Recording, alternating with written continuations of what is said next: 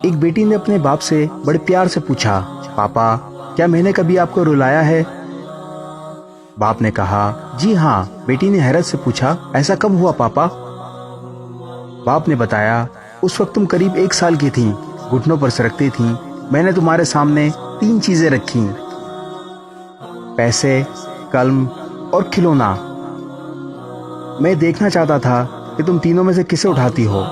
تمہارا انتخاب مجھے بتاتا کہ بڑی ہو کر تم کسے زیادہ اہمیت دیتی۔ جیسے پیسے مطلب جائیداد، قلم مطلب عقل اور کھلونا مطلب لطف اندوز۔ میں نے یہ سب کچھ پیار سے کیا تھا۔ تم ایک جگہ مستحکم بیٹھی ٹر ان تینوں چیزوں کو دیکھ رہی تھی۔ میں ان تینوں چیزوں کی دوسری طرف خاموش بیٹھا تمہیں دیکھ رہا تھا۔ تم گھٹنوں اور ہاتھوں کے زور پر سرکتی ہوئی آگے بڑھی، میں سانس کے روکے تمہیں دیکھ رہا تھا۔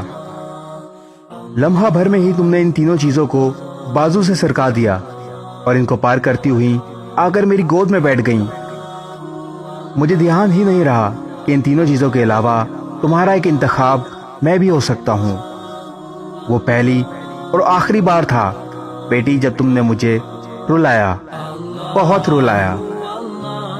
بیٹیاں اللہ کی دی ہوئی رحمت ہیں، گھروں کی رونق ان بیٹیوں سے ہی ہوتی ہے۔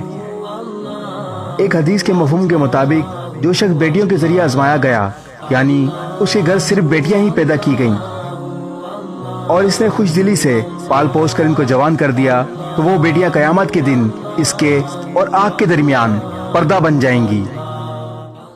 بیٹیاں اللہ کی رحمت ہیں، انہیں زحمت نہ سمجھیں۔